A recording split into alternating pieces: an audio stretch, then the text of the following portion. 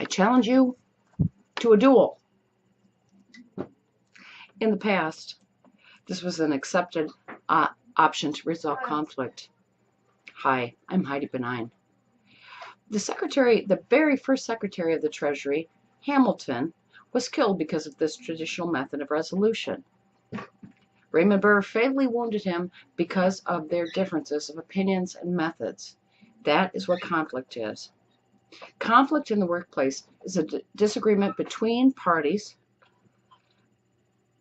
I will discuss more healthy methods to address and work through conflict, because I just as soon not challenge anyone to a duel. Conflict is a natural part of society. To avoid it is less productive than understanding what it is and how to best resolve it. One of the most important causations of conflict is differing ideas and how to move forward. I imagine most of us have been in situations, have been in meetings where a plan of action is discussed and a resolution is agreed upon. I certainly have been. Some members of the group will not agree with the resolution, and some will make that very clear, while others will remain silent. If action is needed, then it's needed.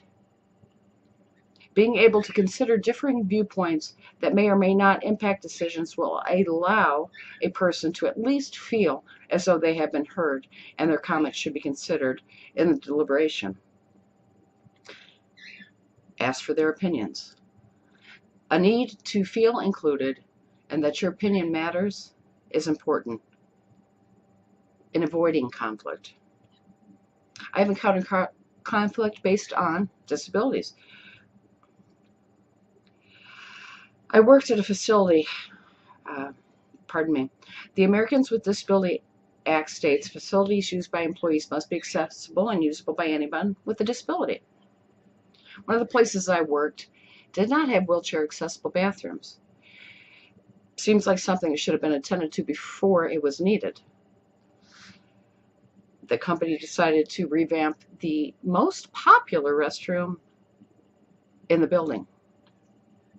Visually, people were not happy. There was one person in the building that used a wheelchair. This caused conflict.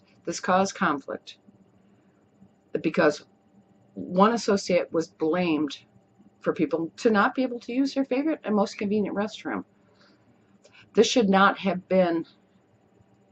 If potential conflicts are identified before they become conflicts, then step up and realize these accommodations should have been made before a conflict would arise.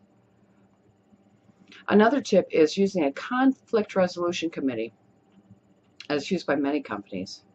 The use of an arbitrator to bring together parties in conflict is a great help. An arbitrator is often used and should be knowledgeable and impartial. There are differences culturally in the workplace. There are differences in age that can create conflict, as does gender, sexuality and gender identity, religion.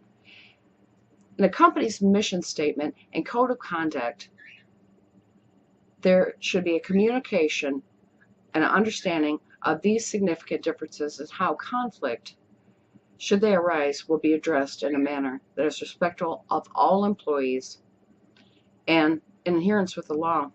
Civil Rights Act.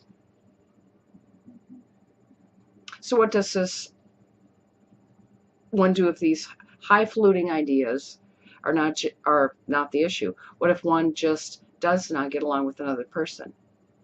When this happens, it is important to not just look to the other's perceived faults, but to also look at your own contribution to the relationship. I had a team member request a meeting with me.